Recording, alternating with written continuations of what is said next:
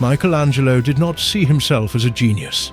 Michelangelo called his own work a poor shadow of what he imagined. What if the man who carved giants from stone spent his whole life feeling like he was failing God? Michelangelo Buonarroti was born in 1475 in a small town called Caprese in Italy. Soon after, Michelangelo's family moved back to Florence, the powerful city that was already becoming the beating heart of the Renaissance. The Renaissance was a time in Europe when art, science, and ideas from ancient Greece and Rome were rediscovered and pushed to new heights. Michelangelo's father wanted Michelangelo to grow up as a businessman or government official, not as an artist. In that time, many people thought artists were only skilled workers, almost like craftsmen in a shop, not respected thinkers. But Michelangelo was different from the beginning. When other children played games, Michelangelo drew and carved. There is a story that Michelangelo spent time with the family of a stonecutter when he was very young, breathing stone dust instead of farm air. Whether this is literally true or not, it captures an important idea. Stone was part of Michelangelo's life from the start. In Florence, Michelangelo saw walls covered in paintings, churches filled with sculptures, and streets packed with politics and power. Florence was ruled by the Medici family, rich bankers who used their money to support artists and thinkers. Michelangelo wanted to be part of that world, even if his father thought it was below the family's honor. At around 13 years old, Michelangelo was finally allowed to enter an artist's workshop. He became an apprentice to Domenico Ghirlandaio, a famous painter. In that workshop, Michelangelo learned how to prepare walls for fresco, a style of painting where you apply color on wet plaster, so that the paint becomes part of the wall as it dries. Michelangelo learned how to mix pigments, draw people in correct proportions, and build scenes that told clear stories. But even in this painting workshop, Michelangelo's heart belonged to sculpture. Michelangelo saw bodies not as flat lines on a wall, but as three-dimensional forms waiting to break free. Soon, Michelangelo's talent caught the attention of Lorenzo de' Medici, the powerful ruler of Florence and one of the greatest art patrons of his time. A patron is a person who pays and protects artists, giving them work and money in exchange for art and the honor that comes with it. Lorenzo invited some of the most promising young artists, including Michelangelo, to live and study in his palace. In the Medici gardens, Michelangelo could study real ancient Roman statues. These statues had survived for more than 1,000 years before. They showed athletic bodies, calm faces, and powerful poses. For Michelangelo, they were like messages from another world. He drew them again and again, learning how muscles twist, how skin stretches over bone, and how a relaxed body is different from a tense one. These garden days were golden, but they were not peaceful. Michelangelo was short, proud, and intense, and other young artists could be jealous. One day, another student punched Michelangelo in the face and broke his nose. Michelangelo's nose stayed crooked for the rest of his life, giving his face a sharp, serious look that we still see in his portraits and in his own self-portraits. Around this time, Michelangelo also began studying human anatomy in a more direct way. With permission from church leaders, Michelangelo dissected dead bodies from a hospital, carefully opening them to see how muscles, bones, and organs were arranged. It was shocking work, but for Michelangelo it was necessary. Michelangelo wanted to know the truth under the skin, so that Michelangelo's sculptures would look not just realistic, but alive. Already Michelangelo was becoming something rare, an artist who was also a scientist of the human body. And this is just the beginning, because the most intense struggles of Michelangelo's life, including his battles with popes and his most dangerous paintings, are still ahead. When Lorenzo de' Medici died, the political situation in Florence changed. The Medici were pushed out, and the city turned more religious and strict. Michelangelo lost his powerful patron and had to move on, just like many other artists. Michelangelo travelled to Bologna and then to Rome looking for new work. In Rome, Michelangelo saw ancient buildings, huge ruins, and more statues from the Roman Empire. These remains of a lost world fed Michelangelo's imagination. Rome was also the centre of the Catholic Church, which meant there were wealthy cardinals and church officials who wanted art to show their power and faith. One of Michelangelo's first great masterpieces in Rome was the Pietà. The word Pietà means pity or compassion in Italian, and in art it usually shows the Virgin Mary holding the dead body of Jesus after the crucifixion. Michelangelo's Pietà is carved from a single block of marble, cool and white. Look at it closely in your mind. Mary is young, calm and full of sorrow, but her face is not twisted by pain. Jesus' body lies across her lap, peaceful and lifeless, his muscles still beautifully formed but completely relaxed. The cloth folds in Mary's robe look like soft fabric, even though they are stone. Michelangelo signed this sculpture on a ribbon across Mary's chest. The only time he ever signed his name on a work. Perhaps Michelangelo wanted the world to know clearly, I did this. The Pietà made Michelangelo famous in Rome. People were amazed that someone so young could carve such a powerful and gentle sculpture.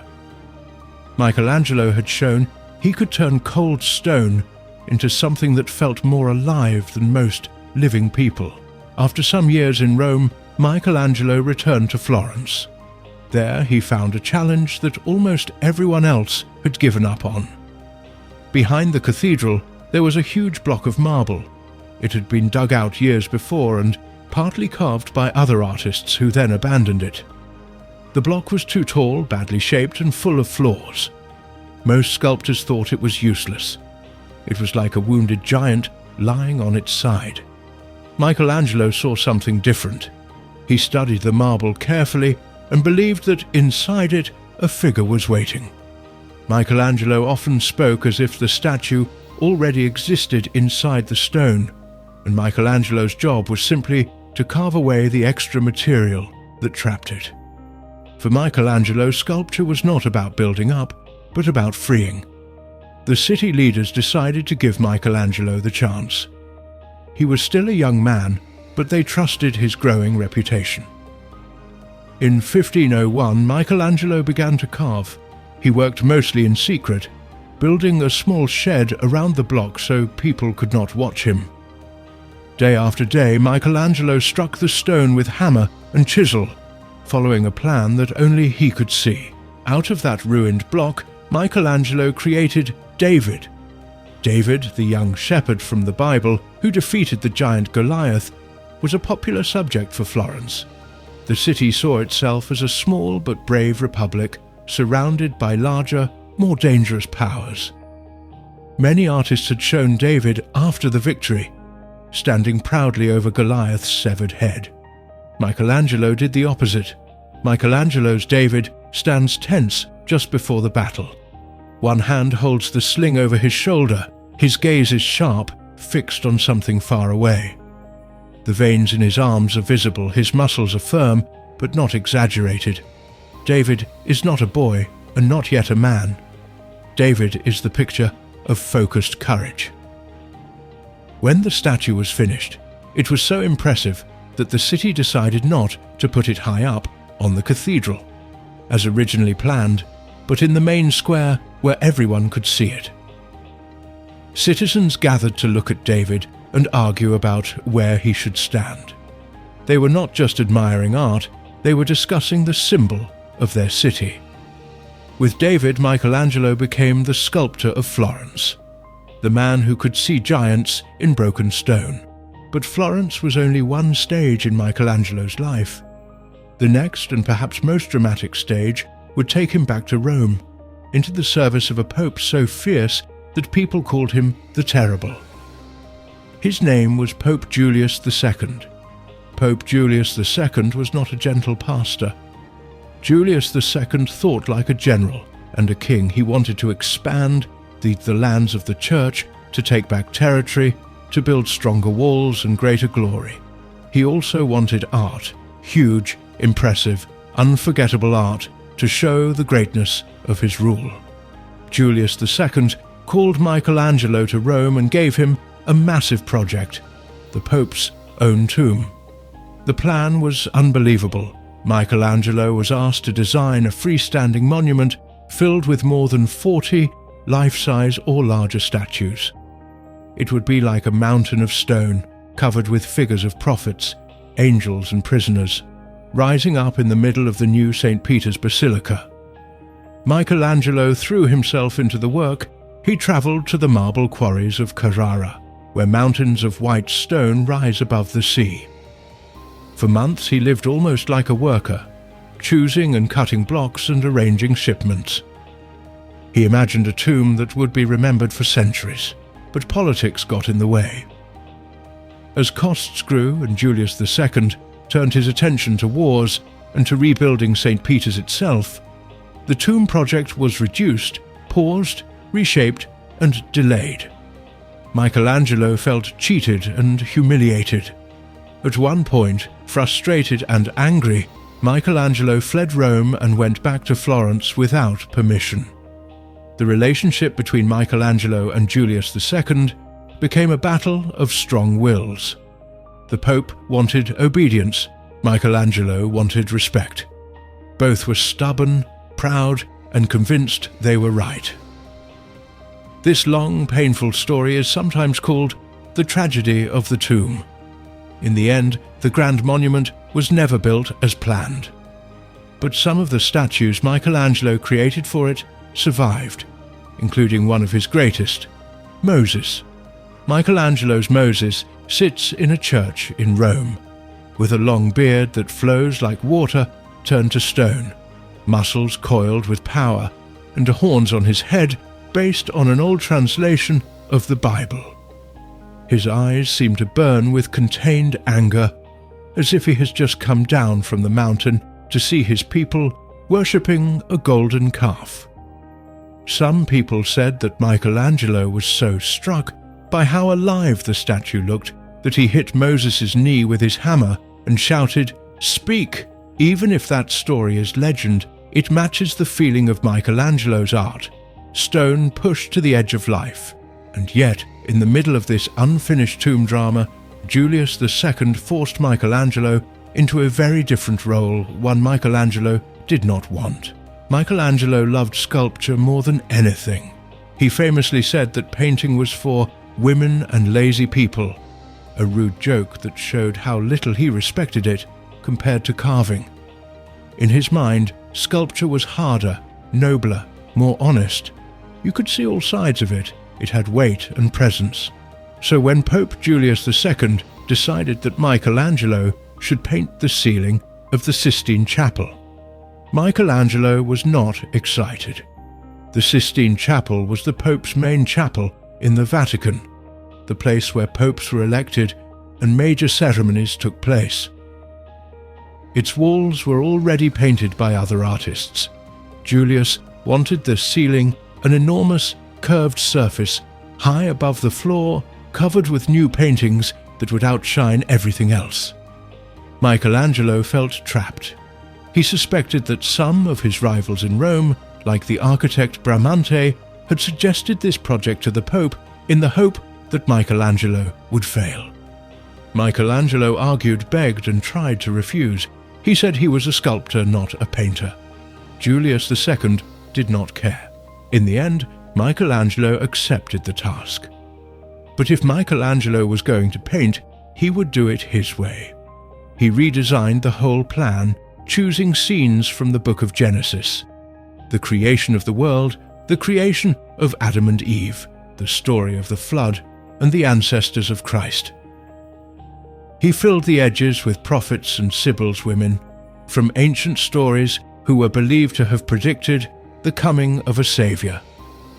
Every figure was painted with the strength and weight of a sculpture. Painting the Sistine Chapel ceiling was not romantic. It was hard physical labor. Michelangelo built and adjusted scaffolding, platforms that allowed him to reach the curved ceiling. He worked mostly standing, reaching up, with paint dripping onto his face and clothes. The air was full of dust and lime. His body ached. He wrote a funny little poem about it, describing his beard pointing upward, his face like a rich man's floor, covered in colour, and his stomach squeezed into his backbone.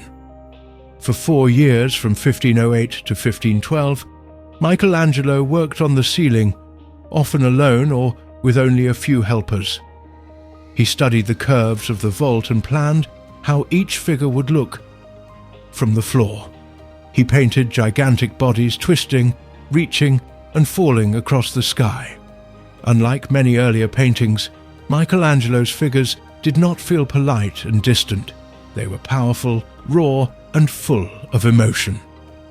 If you are still here, stay with this story until the end, because the secrets Michelangelo hid in his later work, including a shocking image of his own flayed skin, reveal just how deeply he struggled with himself and with his faith.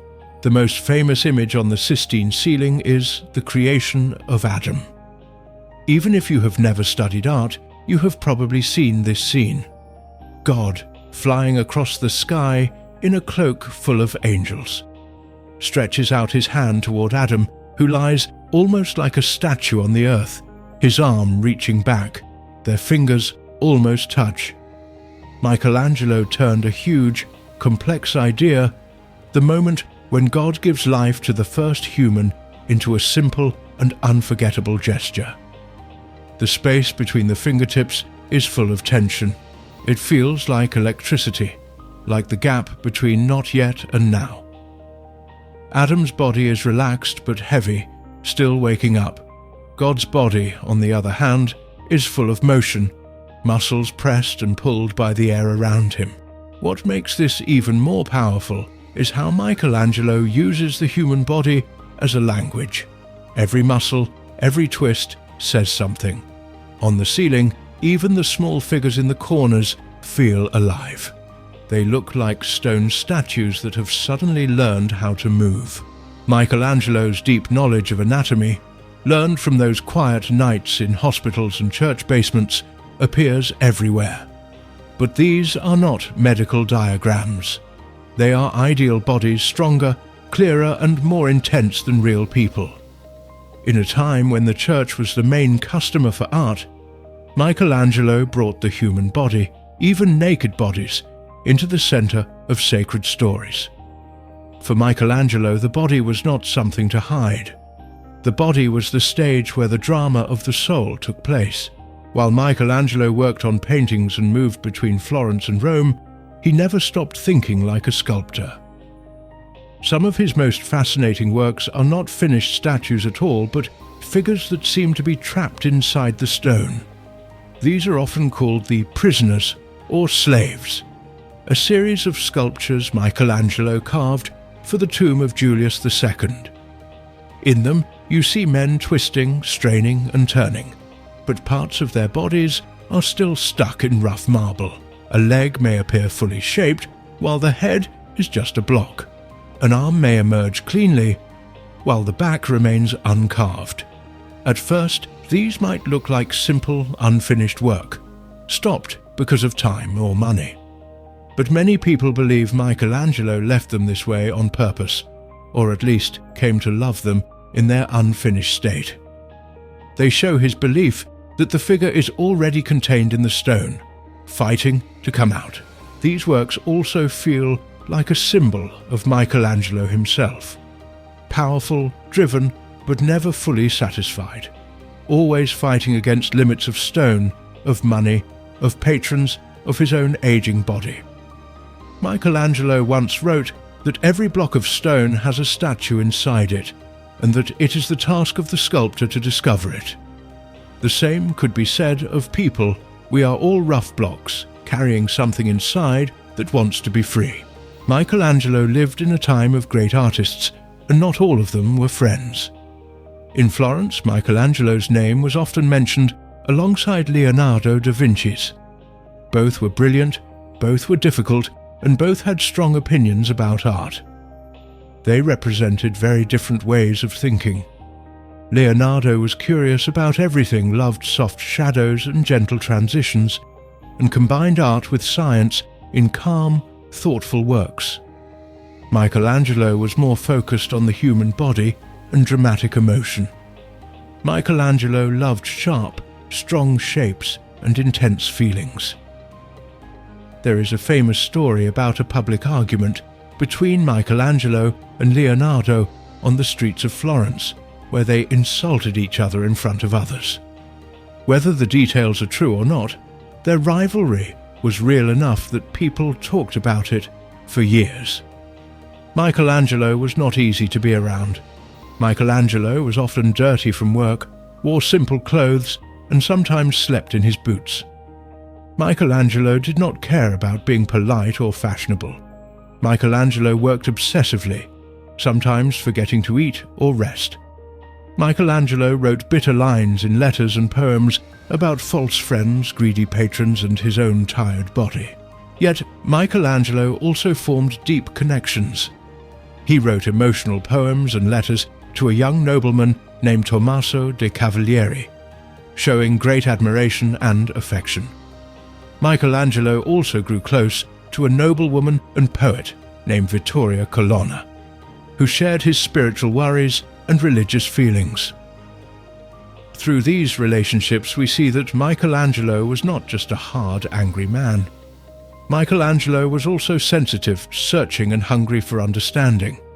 His art, with its mix of power and pain, mirrors this inner conflict.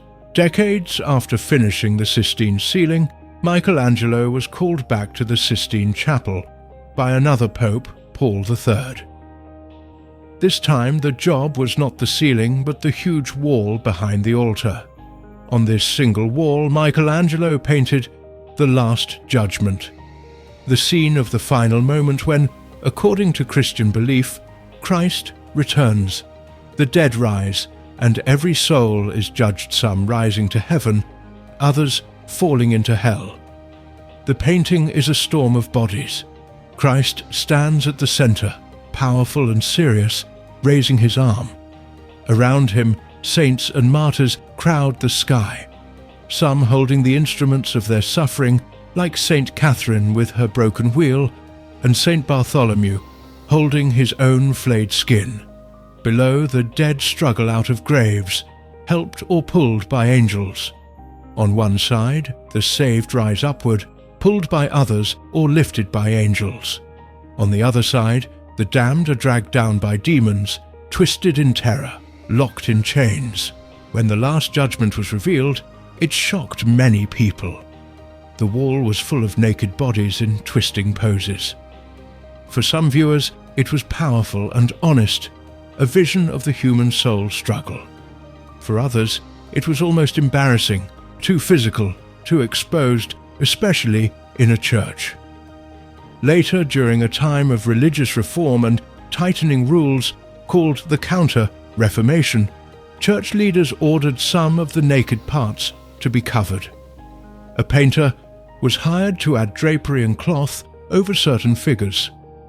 Michelangelo's vision was considered too wild for the new mood of strict control. There is also a dark secret hidden in this painting. Many scholars believe Michelangelo painted his own face on the flayed skin held by Saint Bartholomew. If that is true, then Michelangelo portrayed himself not as a hero or a saint, but as an empty shell of skin, hanging loose with no body inside. It is like a confession in paint. Michelangelo saw himself as someone who had been stripped, judged, and found wanting. Even in his greatest glory, Michelangelo felt deep shame and fear before God. In his later years, Michelangelo took on a new role that would shape the skyline of Rome forever: architect.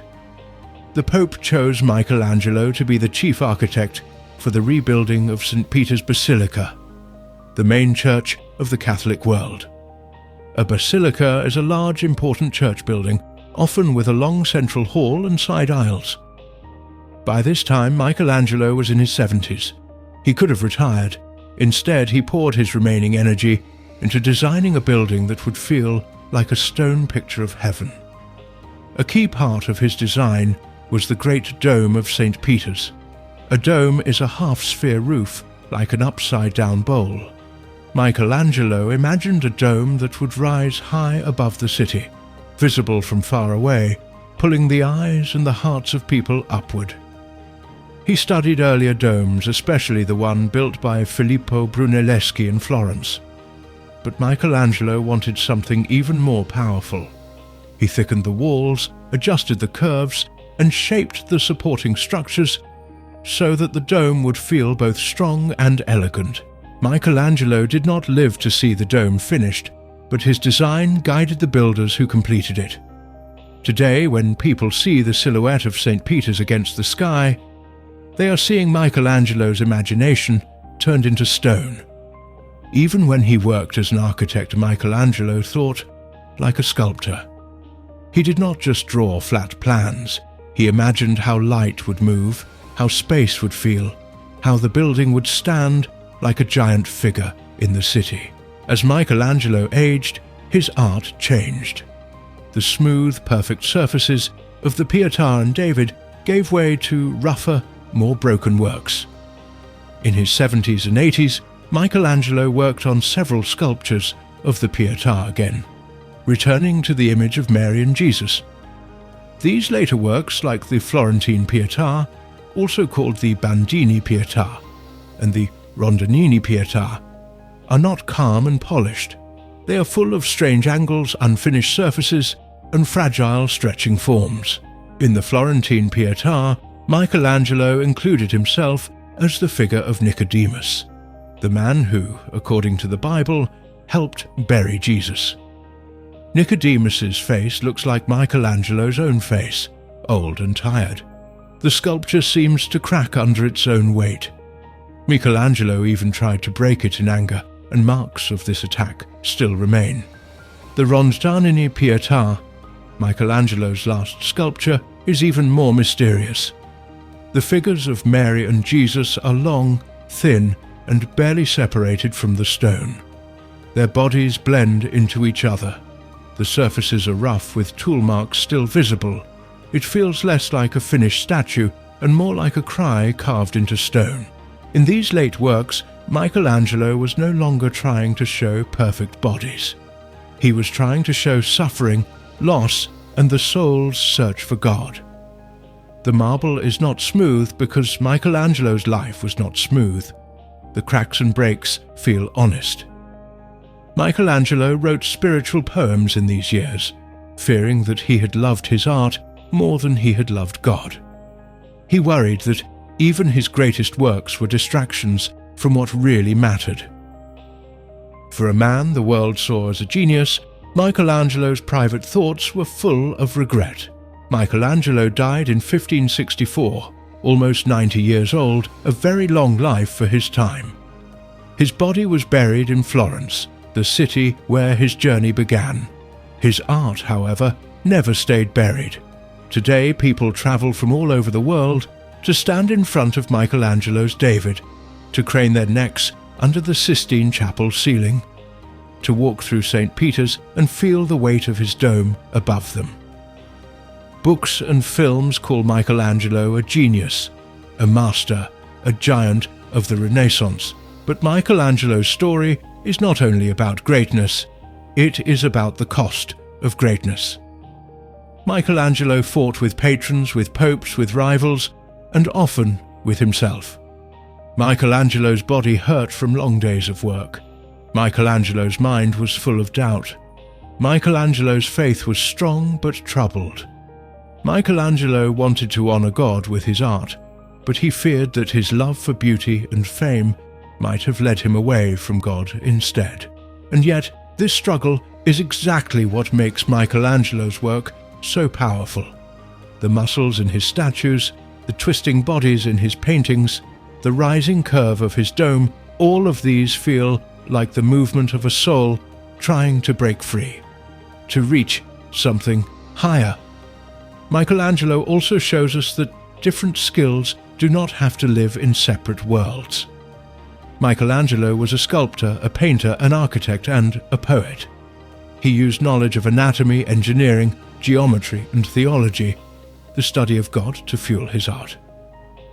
In a modern world where people are often told to choose just one path, Michelangelo reminds us that a restless mind can connect many paths into one. Most of all, Michelangelo teaches us that perfection is not the point. He did not finish everything he started. Not every plan became reality. Some of his greatest works remain half-formed, with figures trapped in stone. But even in those unfinished pieces, we feel his power and his honesty. The story of Michelangelo is the story of a man who never stopped carving marble, ceilings, buildings, and his own soul. Now tap the next video to explore how Leonardo da Vinci tried to challenge Michelangelo in the same fierce Renaissance world.